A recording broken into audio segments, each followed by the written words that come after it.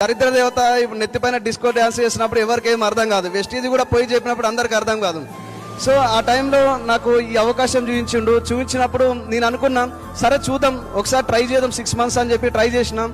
So 1500 రూపాయలు లేవు నా దగ్గర మనకు ప్రోడక్ట్ తీసుకోవడానికి. 2019లో ఫస్ట్ 1500 పెట్టి ప్రోడక్ట్ తీసుకున్నా. నా first month income 43 rupees and second month income వచ్చేసి 1549. కొంతమందికి చెప్పడం స్టార్ట్ చేసిన బిజినెస్ గురించి, నన్ను ఎవరైతే నమ్మే వ్యక్తులు ఉన్నారో.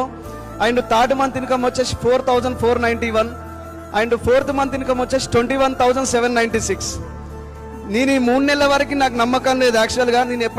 నేను ఎవరి దగ్గరికి వెళ్ళి ప్లాన్ చెప్పినప్పుడు నీకు ఎంత వస్తాయి, మనం అందరం సక్సెస్ ప్రొఫైల్ చూపిస్తాం కదా, ఎస్ఆర్ను ఈసారికి 10 లక్షలు వస్తాయి, ఈసారికి 20 వస్తాయి, ఈసారికి 30 వస్తాయి, ఈసారికి 5 వస్తాయి అంటే అరే కాదురా భయ్ వాళ్ళు ఎవరో నాకు తెలియదు, నీకెంత వస్తాయో చెప్పాను. నీ స్టేట్మెంట్ చూపించు నేను వస్తానేటోళ్ళు చాలా మంది ఉండే.